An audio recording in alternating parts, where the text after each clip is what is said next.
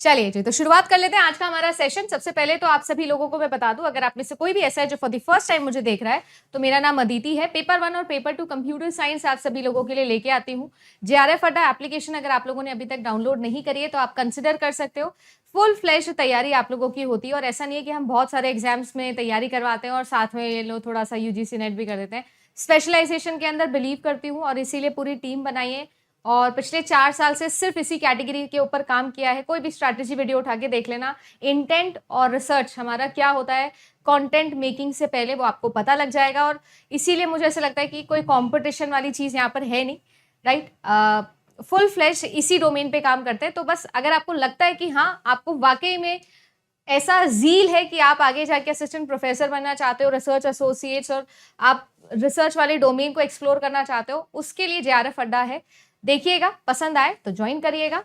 इसके अलावा आप लोगों को मैं ये बता दूं कि जितने भी हमारे पेपर 1 प्लस पेपर 2 के बैचेस हैं, सभी के सभी पेपर 1 प्लस पेपर 2 बैचेस के लिए पिछले आप लोगों का जो भी रिस्पॉन्स मेरे पास में रहा उसके बिहाफ पर, और जो भी कनेक्शन प्रॉब्लम आप लोगों को फेस करने मिली है उसकी वजह से एक कोड है जो मैंने खुद पर्सनली क्रिएट किया है अपने लिए।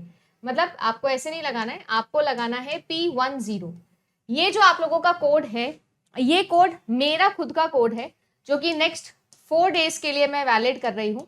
और नेक्स्ट 4 डेज के अंदर अगर आप कोई भी पेपर 1 का बैच, कोई भी पेपर 2 का batch, ignition batch, test series, कुछ भी आप लोग जेआरएफ अड्डा एप्लीकेशन के ऊपर लेते हो और P10 कोड आप लगाते हो तो आपको एडिशनल 10% डिस्काउंट मिलेगा।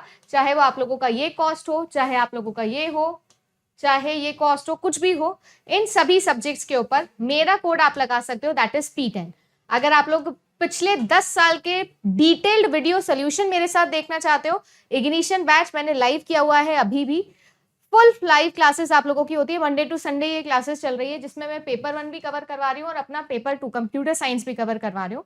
आप ओनली पेपर 1 भी ले सकते हो, पेपर 1 प्लस पेपर 2 भी ले सकते हो और इसमें एडिशनल 10% डिस्काउंट मिलेगा आपको P10 कोड लगा के। तो P10 ये कोड आप यूज कर सकते हो नेक्स्ट 4 डेज के लिए। जो भी कनेक्शन इश्यूज आ रहे थे, कल कमेंट्स पढ़े मैंने और बहुत सारे बच्चों ने बोला कि मैम कोड हमारा लग नहीं रहा है, कल लास्ट डेट थी कोड की। तो कोई इशू नहीं है, मैं 4 दिन आपको मौका दे रही हूँ। P10 ये कोड आप लगा सकते हो, 10% का डिस्काउंट आप लोगों को मिल जाएगा। देखो, आप सभी लोगों को मैं बता दूं कि आपके लिए जो वेब टेक्नोलॉजी है, जनरेशन ऑफ वेब का मतलब ये है कि जैसे जैसे डिजिटल एरा आप लोगों का आगे बढ़ता जा रहा है, जैसे जैसे यूज ऑफ कंप्यूटिंग डिवाइसेस जो है वो दिनों दिन बढ़ते गए, वैसे वैसे आप लोगों की जो वेब की जनरेशन है, इंटरनेट का जो यूज है, उसकी जो एप्लीकेशन है वो भी दिनों दिन बढ़ती रही, राइट। पहले के जमाने में शायद हम लोगों को इंटरनेट ईमेल के लिए यूज करना होता था, बट अब जो जमाना है वो ईमेल से भी आगे बहुत बढ़ चुका है, राइट। हम वर्चुअल रियलिटी और ऑगमेंटेड रियलिटी, आर्टिफिशियल इंटेलिजेंस जैसी चीजों के ऊपर हम लोग अब बात करते हैं। यानी कि कुल मिला के अगर आईओटी के एडवेंट की मैं बात करूं या आईओटी इंटरनेट ऑफ थिंग्स के आने की बात करूं तो ऐसी शायद ही कोई चीज बची होगी जिसके अंदर क्या ना हो, आपका इंटरनेट का यूज होता ना हो। कुल मिला के जो आपका वेब है, www की ये जो दुनिया है, वर्ल्ड वाइड वेब की ये जो दुनिया है, ये दुनिया दिनों दिन कैसी होती जा रही है, बढ़ती जा रही है। नई नई इसके अंदर जो टेक्नोलॉजी है वो आप लोगों के लिए आती जा रही है। तो वो टेक्नोलॉजी कैसे आपकी इवॉल्व करी उसके ऊपर हम लोग जो है वो यहाँ पर अभी बात करने वाले हैं। जैसे कि देखो, एक छोटा सा क्वेश्चन मैं आपको यहाँ पर मेंशन करती हूँ जो आप लोगों के एग्जाम के अंदर बना था। आप लोग ध्यान से अगर देखो इस क्वेश्चन को, तो देखो इस क्वेश्चन में साफ साफ आपको लिखा हुआ दिख रहा है कि वेब 3.0 टेक्नोलॉजी जो है उसका क्या मतलब है, या वेब 3.0 से रिलेटेड जितने भी स्टेटमेंट्स हैं वो आपको यहाँ पर बताने कि कौन सा सही है और कौन सा सही नहीं है।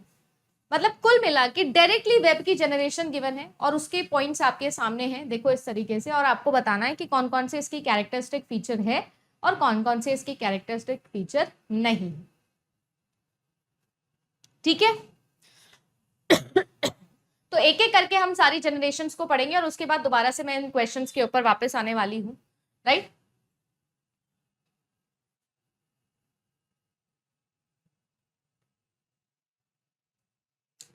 देखो, सीन ऐसा है, जो आपकी वेब है, www है, वो क्या है, वो एक तरीके से आपका सबसेट है इंटरनेट का, इंटरनेट का एक सबसेट के तौर पर हम इसे यूज कर सकते हैं। www और कुछ नहीं मैम, एक बहुत बड़ी सी दुनिया है जिसके ऊपर बहुत सारे कंप्यूटर्स हैं जो कि आपके सर्वर कहला सकते हैं। वो एक दूसरे से कम्युनिकेट कर रहे हैं, बहुत सारे क्लाइंट्स हैं जो एक दूसरे से यहाँ पर कनेक्टेड हैं, और क्लाइंट और सर्वर आर्किटेक्चर के बेसिस पर हम डेटा का या इंफॉर्मेशन का आदान प्रदान जो है वो करते हैं। ये एक बहुत बड़ी रिपोस्टरी है। रिपोस्टरी का मतलब क्या होता है मैम, बहुत सारा ह्यूज अमाउंट ऑफ डेटा जो है वो आपने क्या करा हुआ है, यहाँ पर सेव करके रखा हुआ है।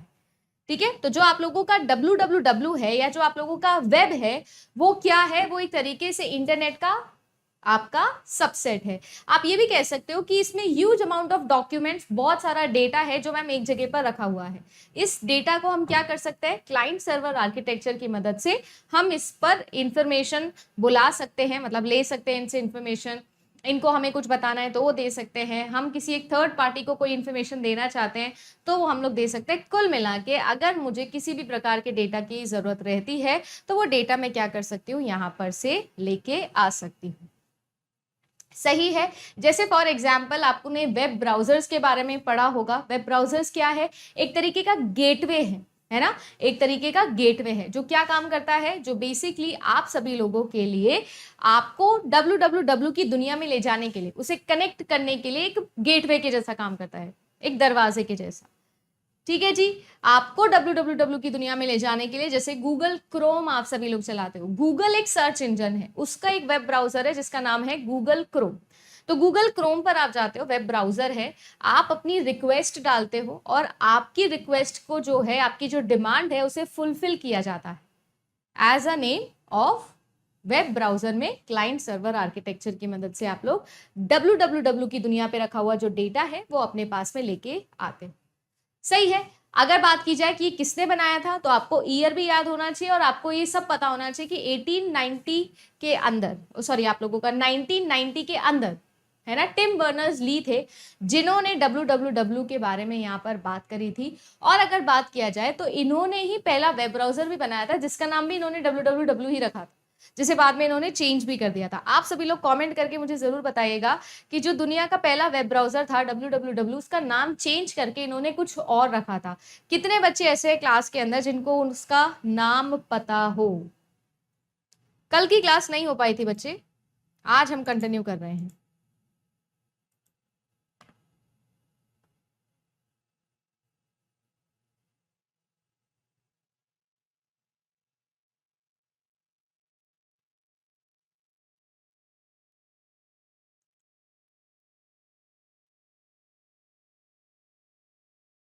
Nexus, very good Shweta and Sweety, दोनों ने ही बिल्कुल सही बोला है।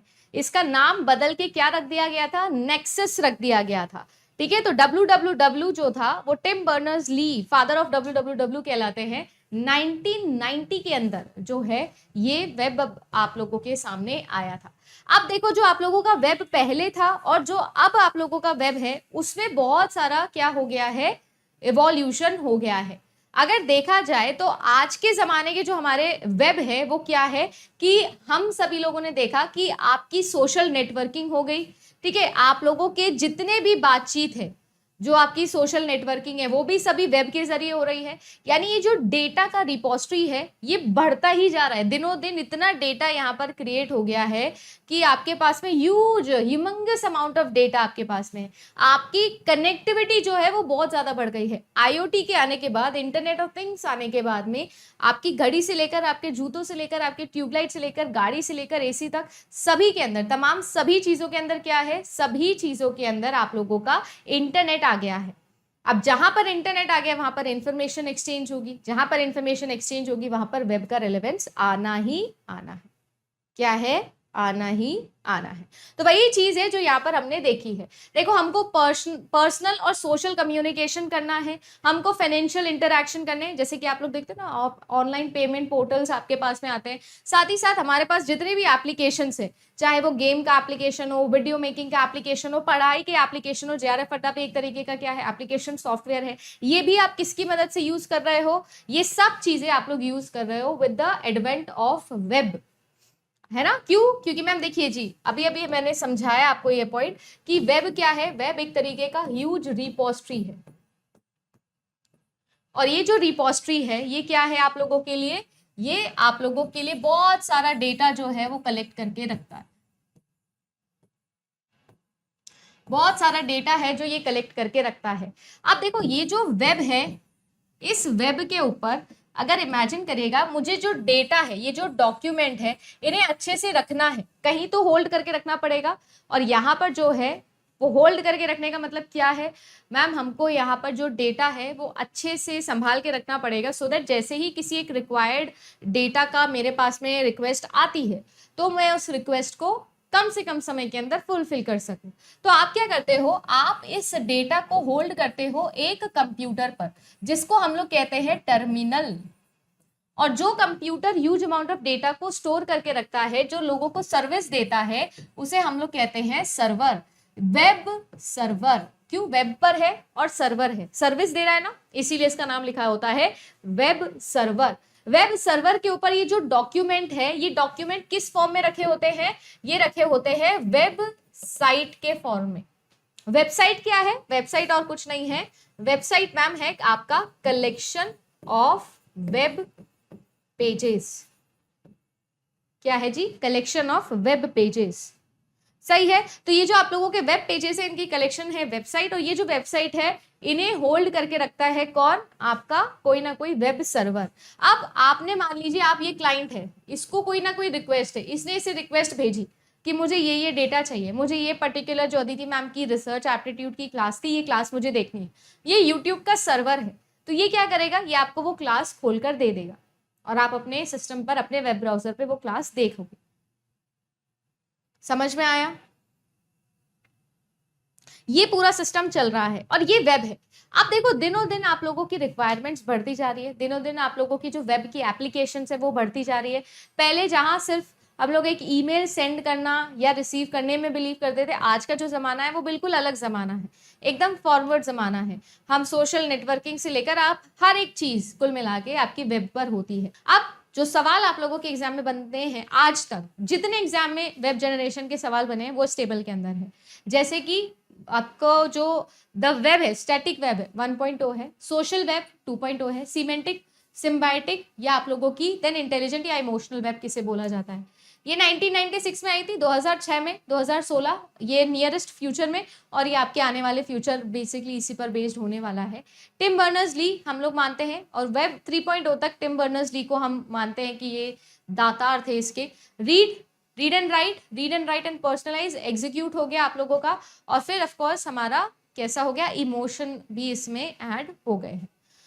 ये बिजनेस ओरिएंटेड है, ये सोसाइटी, ये इंडिविजुअल ओरिएंटेड, पर्सनल ओरिएंटेड, और वो प्राइवेट ओरिएंटेड हो गया, ठीक है ना। वहां पर ज्यादा से ज्यादा हम डेटा सेंट्रिक ओनरशिप वाली एप्लीकेशंस के ऊपर बात करते हैं, ठीक है। ये इन्फॉर्मेशन शेयरिंग के लिए बनाया गया था, ये आप लोगों के इंटरैक्शन के लिए, इमर्जन के लिए बनाया था, ये सिम्बायोसिस के लिए, बेसिकली किस तरीके से डेटा को हम और ज्यादा मैनिफेस्ट कर सकते हैं, और ये स्मार्ट कोऑर्डिनेटर्स के तौर पर आपके सामने आया था।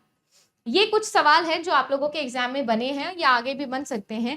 मेरा आप लोगों से एक छोटा सा सवाल है, अगर मैं आपसे बोलूं कि जो आप लोगों के जितने भी एप्लीकेशन है जिनको हम लोग बोलते हैं, जैसे कि सीरी हो गया, एलेक्सा हो गया, जितने भी वर्चुअल असिस्टेंट्स हैं, ये सभी के सभी जो वर्चुअल असिस्टेंट्स हैं, इन्हें आप कौन सी जनरेशन के अंदर लगाने वाले हो, आप कौन सी जनरेशन के अंदर इसे लगाने वाले हो, ये सवाल मेरा आपसे है, ठीक है ना।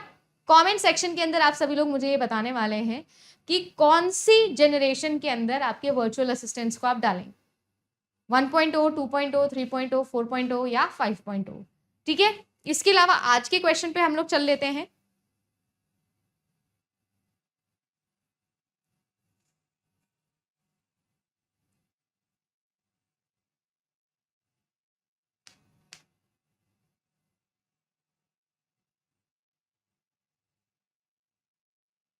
जैसे कि देखो ये क्वेश्चन मैंने आपसे बोला था 3.0 के बारे में, जो हमारी सोशल वेब है,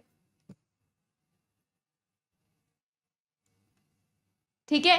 तो 3.0 जो है वो यूजर की डेटा और वेब को कंटेंट को यूजर के हैंड में डालता है, पर्सनलाइज्ड है, बिल्कुल सही है। Centralization is the core tenet of web 3.0। क्या सेंट्रलाइजेशन के ऊपर काम किया जाता है यहाँ पर, नहीं, ठीक है। अगर आगे देखा जाए वेब 3.0 वर्ल्ड जो है वो ब्लॉकचेन बेस्ड नेटवर्क्स हो गए, या बेसिकली बिग डेटा टेक्नोलॉजीज के ऊपर भी काम करने के लिए बात हो रही है यहाँ पर, तो बिल्कुल ये चीज आपकी सही है।